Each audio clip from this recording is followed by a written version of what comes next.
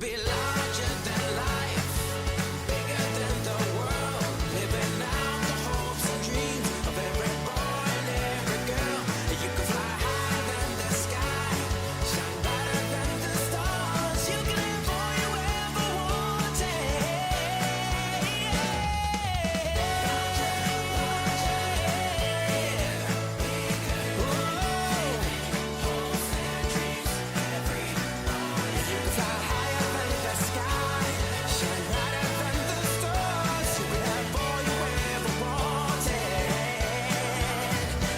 You could.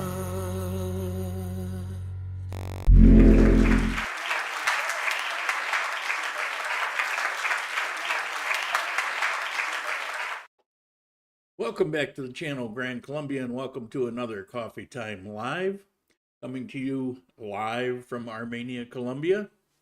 And it's pretty awesome today. Let's go to the weather cam. Don't let this freak you out. You see, it never ceases to remind me how bad that webcam was. You look how terrible those colors are. It's just not a good one. And the only way I could get a shot of that building was by tilting this thing on its tripod and hanging it out the window. You can see my balcony there, one of them. But today, we're going to have around 5 o'clock in the morning a low of 57, which is pretty unusual. Usually it kicks around 62 degrees as a low. It's only going to be down around there for an hour or two, but I thought that was kind of interesting. It's about 76 degrees right now, which is perfect. And we're going to have a high today of 79 degrees. However, let me remind you, if you happen to be down here or in Ecuador or anywhere along this equator, that sun is fierce. And it could be 79 degrees, but that ultraviolet will peel the skin off your bones. So be careful. Okay. We're going into our fourth week with a exchange rate at 4,000 pesos to the dollar. So that's kind of nice that it's been somewhat stable. It's running like a few pesos over. So that's pretty sweet. I know a lot of people were panicked a little bit. This is probably going to be a little short today. It's football weekend, and I had a couple comments about don't let it run too long. There's games to catch and all that. So, because I appreciate the different time zones, but we'll run till it's over. But I chose a football topic for today. You might like it. Probably find it a little interesting. First, I want to run because there was a change in dates. The apartment that's available. I know somebody's saying, why are you running this every week? Because they're friends of mine. And because people that used it before raved about it. And so people come here to visit, they should probably know. And we're not even talking a minute. So hang in there.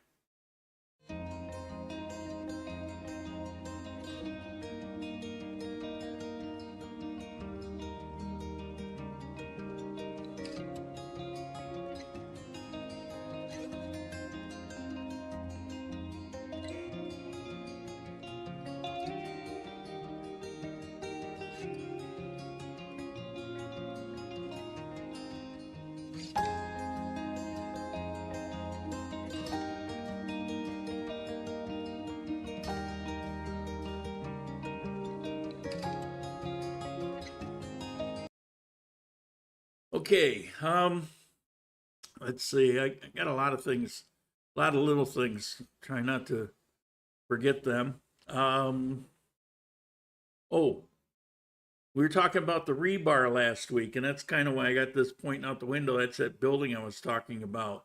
It looks so small in that webcam, and it is a skinny building. The face of it's kind of wide, but I shot a quick video, so let me play that for you. So I've talked about this a number of times previously, and this is the view that I often show out the window. And recently I've been showing the road, and there we go to Pineda. But in this direction, which my camera, where it's positioned, I can't pick it up. We've got this building in construction. That looks kind of skinny from here. This is the side of the building. And we've got the parking for the construction crew down there. And we've got this big old crane. And the other day when we had that tremor, you had a whole bunch of people up there working on the top of that building. And it's getting pretty tall. It's getting up there. It's put on, I don't know, 3 or 4 floors since I moved in. But I talked about all that rebar. Take a look at all that. It's like endless. Of course, they use steel girders in the cross sections in the floor and rebar, but all of those rebar towers and walls and all that that's out of sight is what gives that tower the flexibility to absorb the energy from any kind of earthquake without breaking and falling down. The more rigid a building is, the more likely it is it'll be damaged. Maybe counterintuitive to some, but that's just how it works. So I thought you might want to see what it was I was talking about. And there's a building right next door to me. It's called Matisse, and gorgeous building. It's actually 2 towers, and the amenities are crazy. Now, my building's almost as good, but it doesn't even come close with the quality of the amenities. We have the same amenities, but theirs are like on steroids. Okay, now you know. Man, I didn't think that guy would ever shut up. He just goes on and on. What the hell? Who cares about amenities? Okay. Let's zip through the chat. Every week. Thank you, Juka. Definitely appreciated. Libby, good morning. This time from Manta. Yuka, greetings from Finland. Jerry, thank you very much. I appreciate it. Turtle, how you doing? Feeling good? Feeling healthy? Rob, good morning from Fort Lauderdale. Let's see, what else? Holman, good morning from Dallas. Moving around again. Mike, looks like countdown to Super Bowl. Gil, girls, how about them Cowboys? I don't know. Who cares? It's all about the Buffalo Bills. Really, Lauren, the men's U.S. tennis final is today. Well, better than golfing. Mike, that apartment of Emil's is worth every penny. It's a nice place and it's a great location, and that's why I feel I should promote it, because I'm not only doing them a favor, but if you're interested, I'm doing you a favor. Got water today. All right, not many chats today so far, so let's get to it. Let's see, what do we have? All right, fires. First headline: anguish due to the increase in fires. Cigarette butts, short circuits, candles among its causes. It's we've been hitting with fire after fire. One day there were 3 on the same day, and I mean fires like one burnt down a barrio, took out 50 houses. Another one there was a fire, took out 30 houses.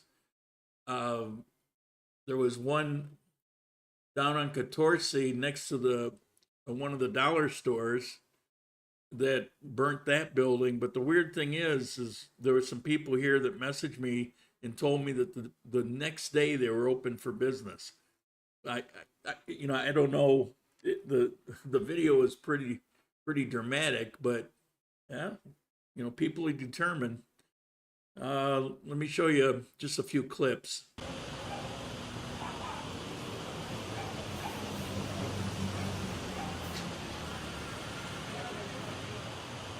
I think the sound here is a little intermittent.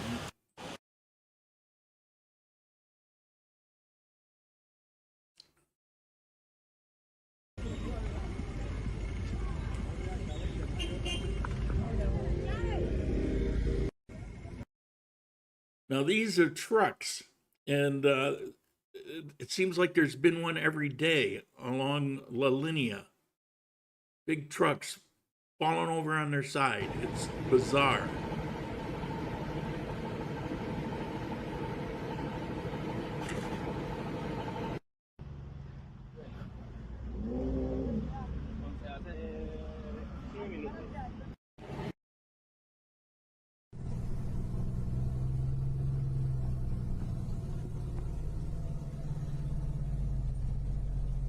Dios lo tenga en su santa gloria, compañerito.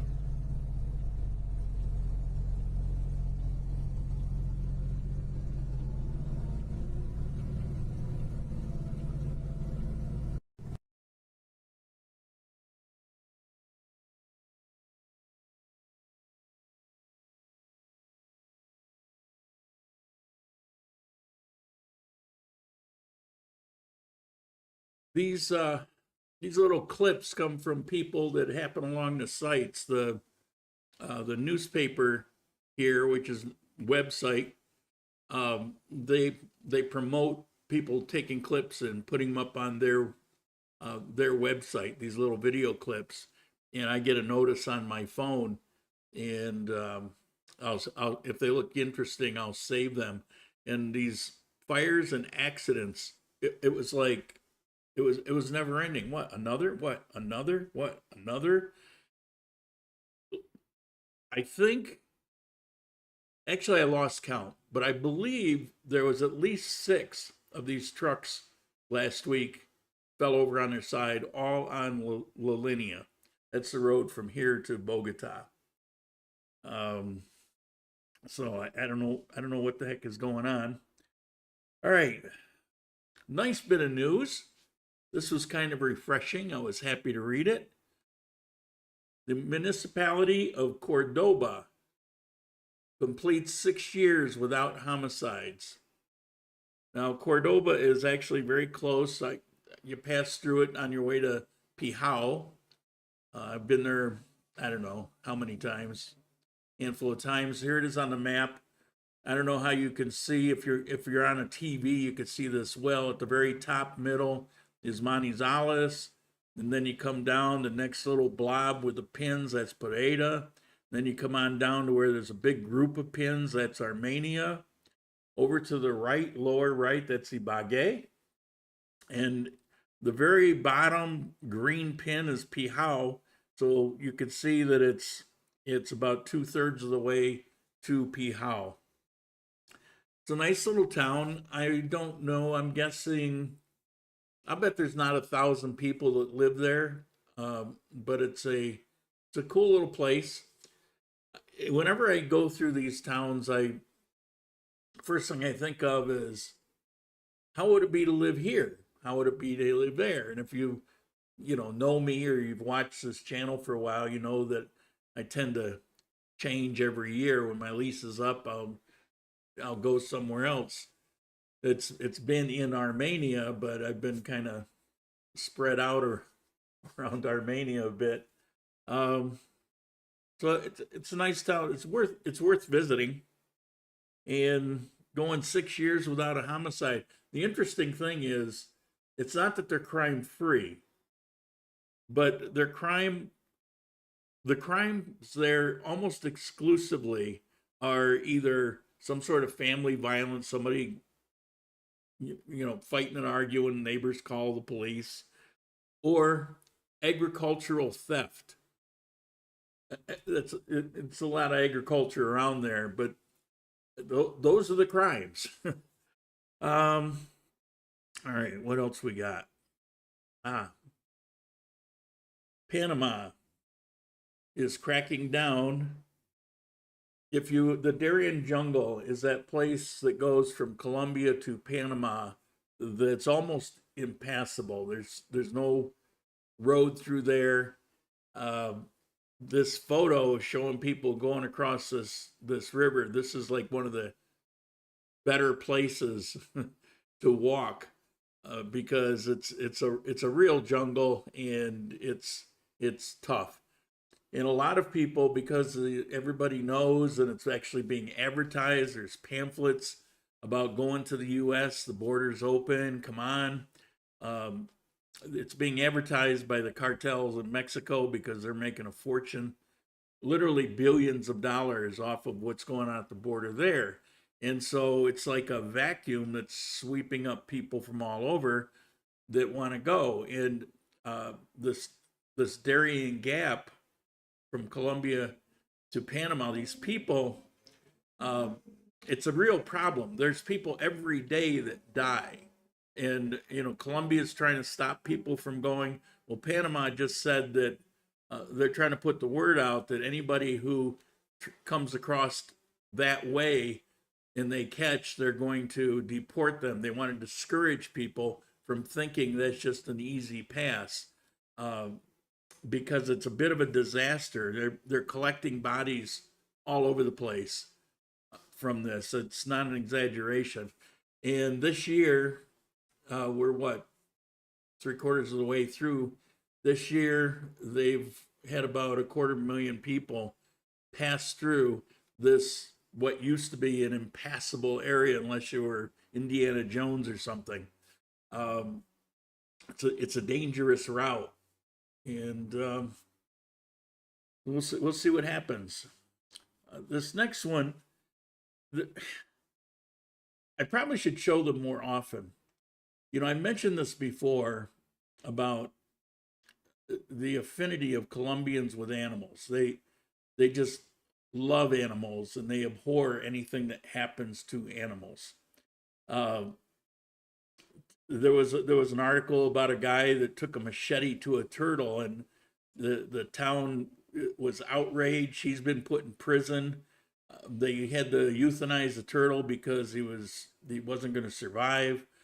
But there's so much outrage over it. You get more outrage over things like that than other things that some people probably find more important. But right now, a lot of the talk is about a monkey. And you got to admit, these things are cute. They're itty bitty. You may recognize them. Some people say they're the Albert Einstein monkeys because they got his haircut. The cotton top tamarin monkey, the only species in Colombia that's in danger of extinction. No other species is in danger of extinction. But there's a couple things that have people upset about this. Primarily, the only place this monkey exists on the planet, as far as anyone has been able to find out, is here in Colombia. So it's a native of Colombia. Now, the sad thing about this situation is that, 30, 40 years ago, a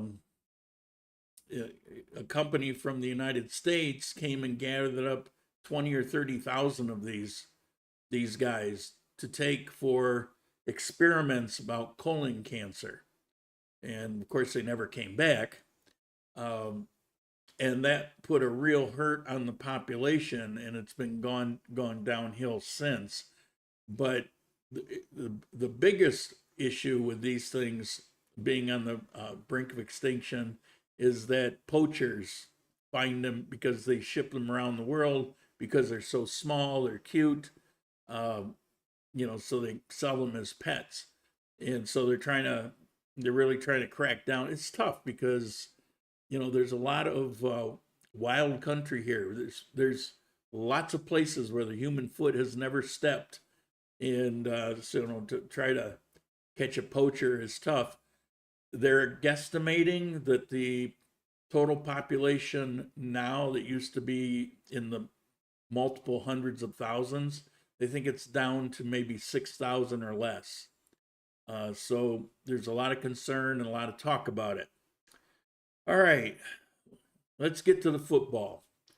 So people may not understand that football is very popular in Central America and South America. And there are leagues. There are leagues in a number of the countries here in South America. Colombia founded its first football team in 2004. They've played a few international. Colombia played against Mexico, for example. There's teams in Spain, some in Europe, and so this group has been growing. But here in Colombia, they have what you're used to. They'll have 15 games a year, and then they'll have playoffs, and then they'll have the equivalent of a Super Bowl. Today, the 10th, today, they're having their semifinal. Finding information about this year was almost impossible, but I got lots of information about 2022. And so, because it's like it fell off a cliff after last year, and I'm thinking, well, they're still in business. Well, yes, they are. The downside is that there's no money for this. It's considered to be amateur sport, and so if you're going to play football, you got to buy yourself your own.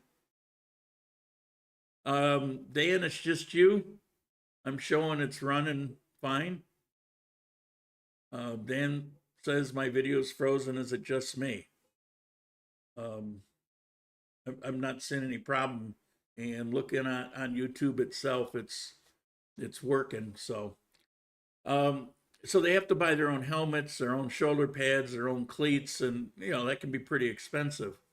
But there's a lot of people that love American football, and they're pretty dedicated to it.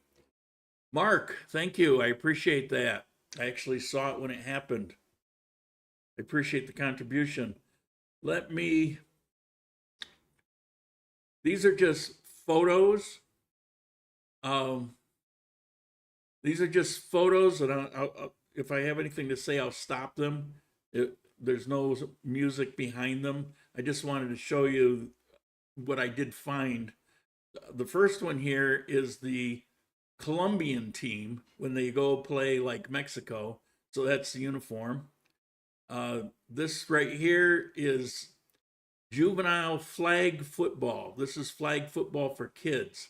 And you'll see the teams, they're affiliated, and not necessarily always, but they're affiliated mostly with the adult teams. So they want to get the kids interested in it in an early age, but they only play flag. And let's see. And here we got flag feminine. We've got women's flag, which is pretty popular. Of course, some of the pictures I saw of them actually playing, I can kind of understand why, but yeah, so there's that. Here, this is not their uniforms, but that was, whoops, well, I can't go back. That was a women's team in a semifinals, but that was, I think, a year ago. And then you also have grown men flag football. So if you can't afford the equipment, they have flag football teams if you just want to go out and play. So that's pretty cool. But it is organized. It's not like you can just walk up. You got to go through training and like that. And then here is the big guns. It's tackle 11 versus 11 is what they call it. And this is from today. So 10 September. This is, what is it? You've got the Pumas versus I think that's the Hunters. I don't. I'm still not up on their logos. But those two teams, and then whoever wins those will go for the final.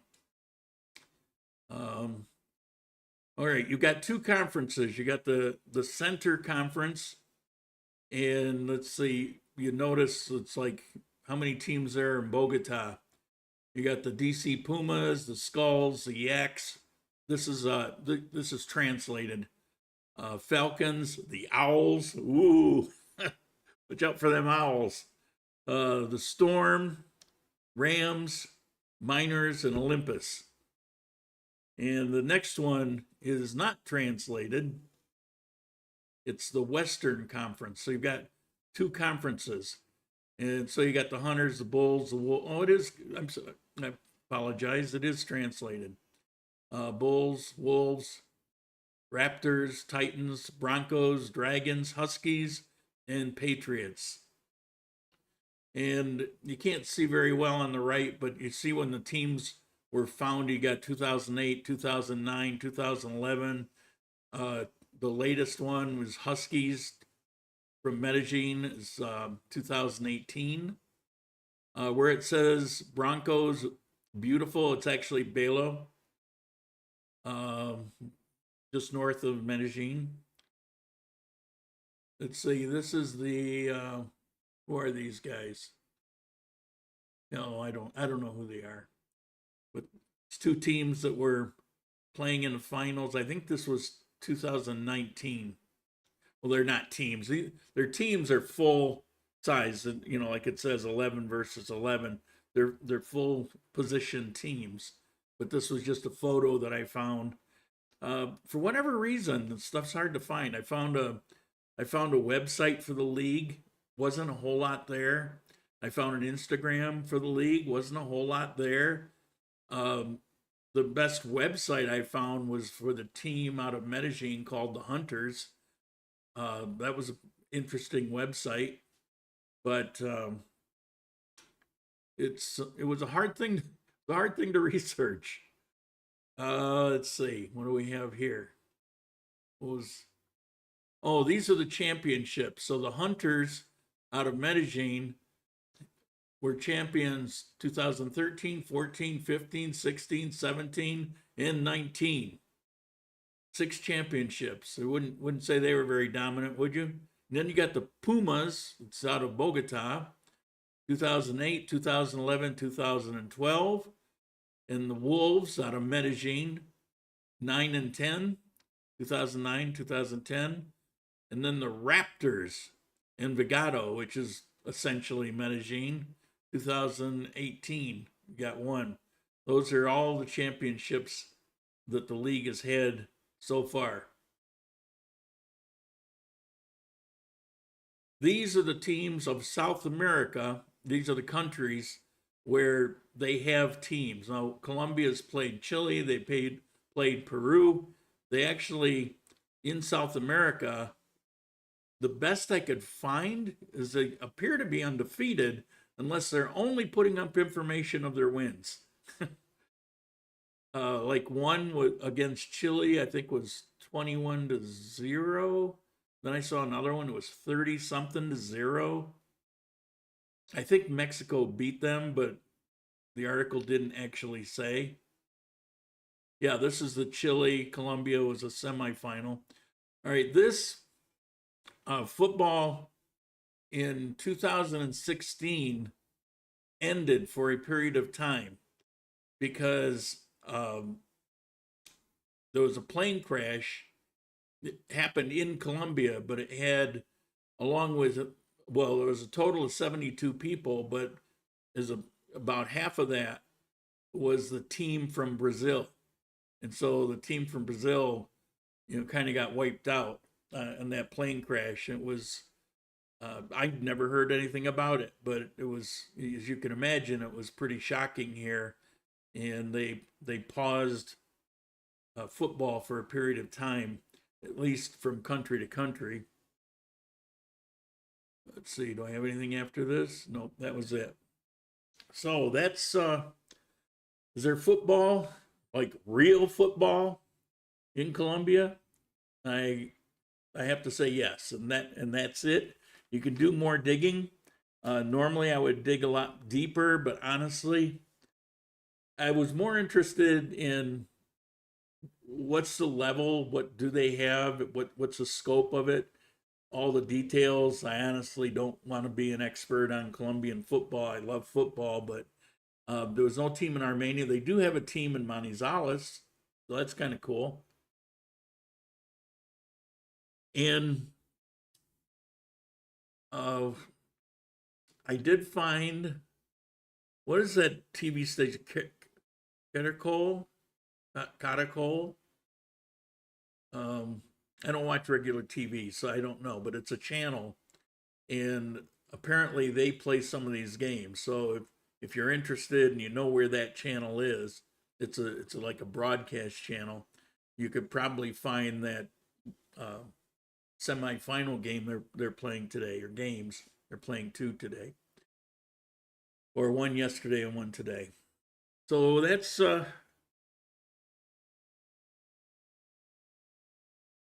it. That's all I got. So if you have any questions, feel free. It's a light crowd today.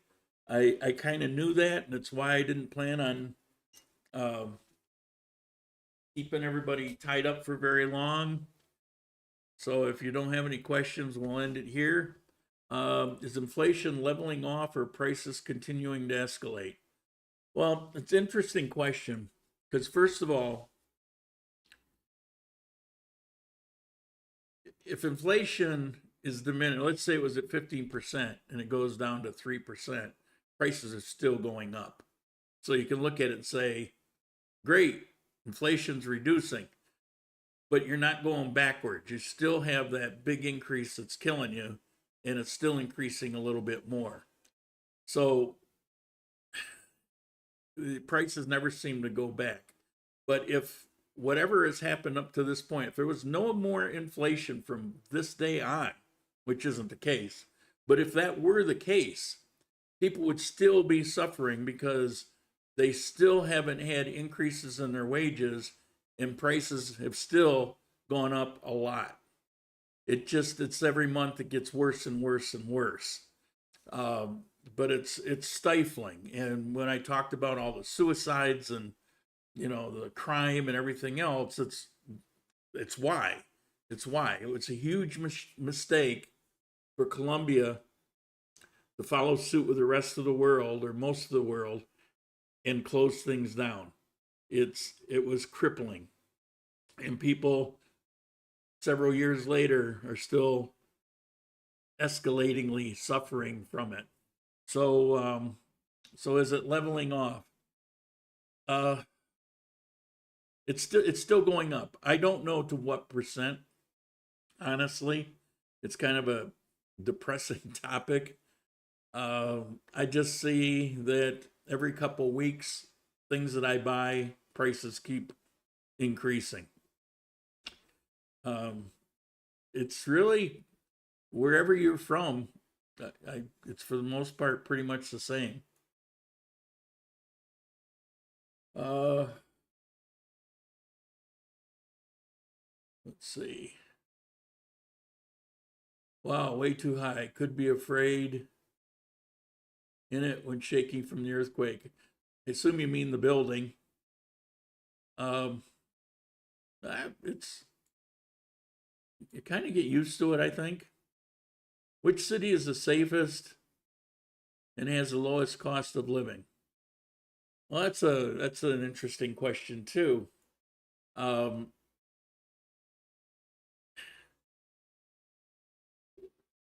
Safety is all relative. I mean, what city, what part of the city, what's your lifestyle? Do you like to go out and drink and walk home at 2:00 in the morning?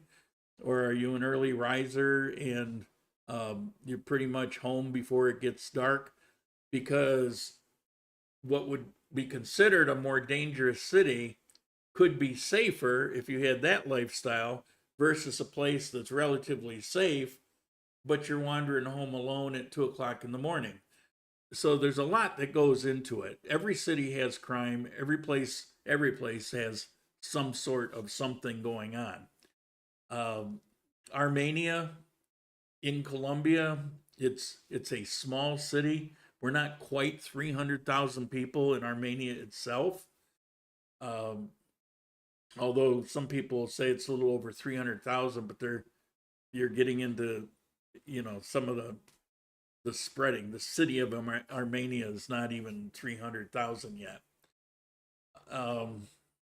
So and it depends on where. I've mentioned before, there's 4 barrios in Armenia you won't catch me in, because if I go there, there's a good chance something bad will happen. But I live in the north, and in the north, nothing bad ever happens. It's I probably shouldn't say that. I mean, something might happen somewhere sometime, but essentially, you see local people walk around with their cell phones hanging out of their, out of their belt, and I mean, they're just not worried about it because nothing really happens here. Manizales, same way. There's parts of Manizales. You go in those parts, you're asking for it.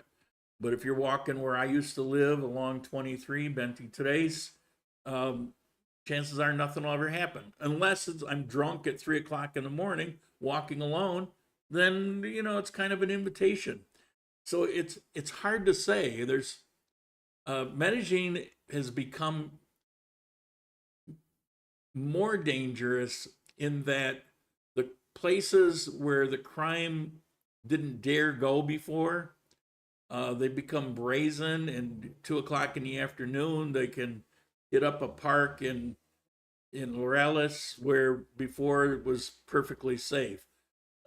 So, you have to consider that. But then again, thieves aren't stupid entirely. They're going to go where the money is. And when you've got 20, 30,000 tourists running around, 2 of the main barrios of Medellin, and they flash money around and they carry too much money and they try to show off, where do you think criminals going to gravitate, especially, if they're desperate? So, it's kind of created its own bad news.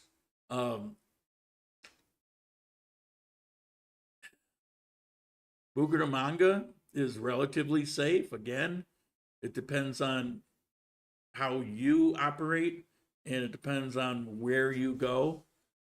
The best thing you could do is there's not that many places here that are just dangerous. I mean, you might say Cucuta. I wouldn't go there. There's places you have to be careful of. Cartagena, the few blocks towards the beach, is fine, but the rest of that city, a lot of stuff that goes on there. But Cali has its areas. What you want to do is see what it is you like, get with a local person, have a nice conversation about where to go, where not to go. And that's probably the best thing you can do. The coffee region as a whole is the safest part of Colombia. So Ibagué, Manizales, Pereira, and Armenia, and all the little pueblos around there, as a whole, they have the best crime stats in Colombia. But, those caveats that I threw out there, it depends. It depends. So, let's see.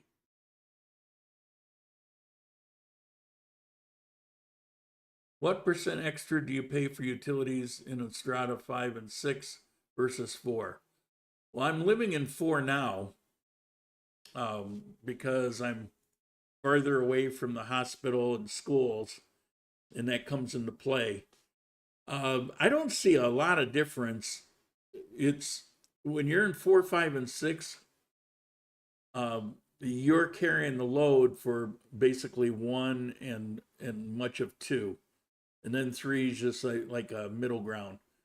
How much of that I'm carrying, I honestly don't know. It doesn't matter. The utilities the utilities here are just cheap. They're just really cheap. The one that always floors me is gas. I mean, my gas bill every month, month after month, is maybe $7 or $8. And I don't even understand it because I use the oven, I cook almost every day. I got my hot water. I certainly take a nice hot shower every day, sometimes twice. So I don't get how it could be so cheap. Water bill is more. My water bill, maybe $20. That's probably the highest percentage of what I'm used to. My electric bill, and I waste electricity. I keep my computer on. I keep a lot of things running. I have a power supply, and I just always keep everything charged up. It runs about 200,000 a month or less. So we'll say $50 or less for my electric. My internet is 90,000 or fiber optic 300 speed. So what's 90? Somebody tell me, what's 90,000? So in other words, the internet's pretty cheap. So whatever that percentage is, I wouldn't worry. It's not going to make or break you. It probably amounts to a cost of maybe $10 difference.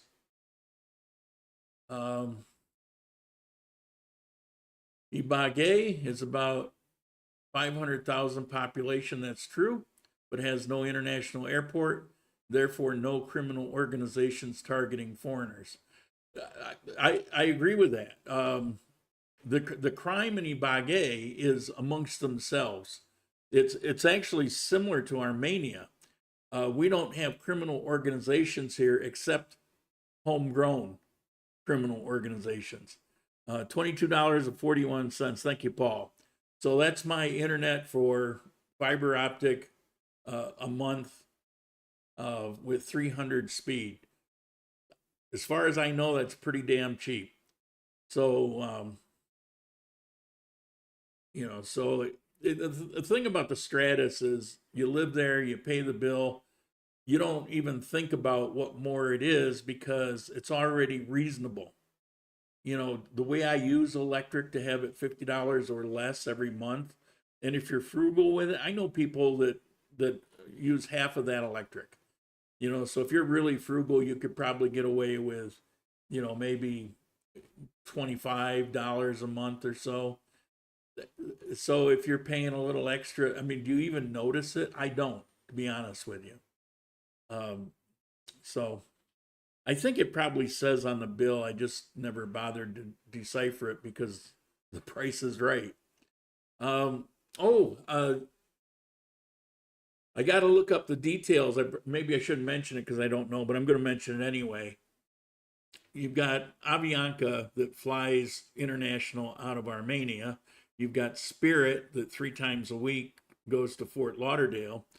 For a while now, you've got Copa Airlines. That's a Panamanian airline, but they've been expanding. Like the flight, if I got a ticket to Panama, it would be like it's like $170 for a ticket to Panama. But they've got something going on that I don't quite understand. But if you're interested, you could look at it. It's got a thing where, let's say you're flying from Texas to Panama on Copa, and then you're going to come on to Armenia. You can stop and stay in Panama up to 7 days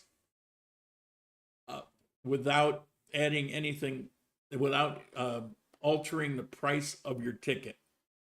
So you can just, I think you have to let them know somehow. This is the part I don't understand. But as long as they know about it, you can stop in Panama, go sightsee for a few days, and then get on the next flight that you want up to 7 days, and then fly on to Armenia. Comment here, American Airlines to Pareda, cheaper and more comfortable. More comfortable, it depends. I mean, than Spirit, yeah, probably, but Avianca's pretty damn comfortable. But I get your point. The only thing is, if you're coming to Armenia, it doesn't make a lot of sense to go to Pareda. You're going to have a taxi to the bus station, then a bus station to here. You're going to tie up, aside from, having to wield your luggage, you're going to have probably about an hour and a half in various transportations. The, the flight's not much more.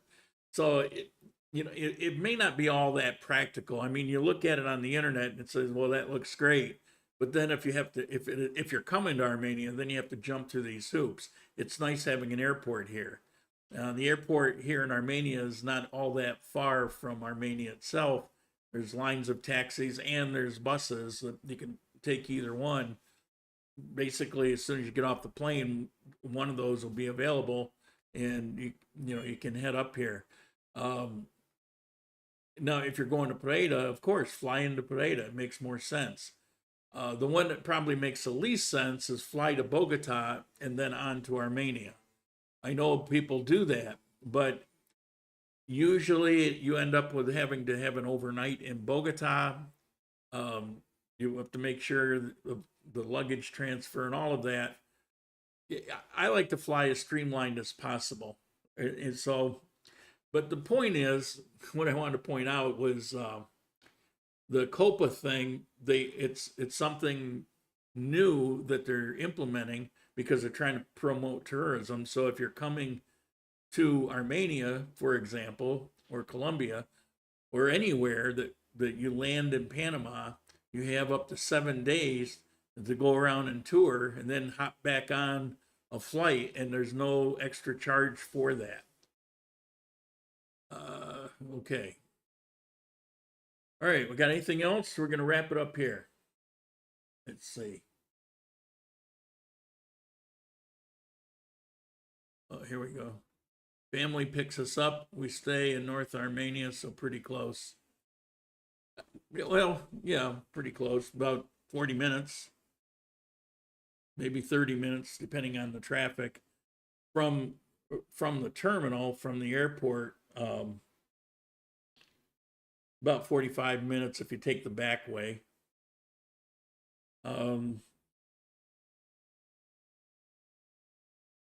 If you've never flown into the Armenia airport, it's something you might want to consider at least once, because it might be better than you think. Thank you for all you do for us. You're welcome. It's my thing. All right. My viewers are dropping off. Everybody's going off to watch TV, apparently. So I'm going to go make myself some lunch. I will see you next week. Thank you all for the contributions. Thank you very much. I appreciate it. You know that. I'm going to throw something out next week. I'm thinking about setting up 1 week or 2 week tours for people that have never been here. Okay. All right, we're going to end it here. See you next week. Ciao.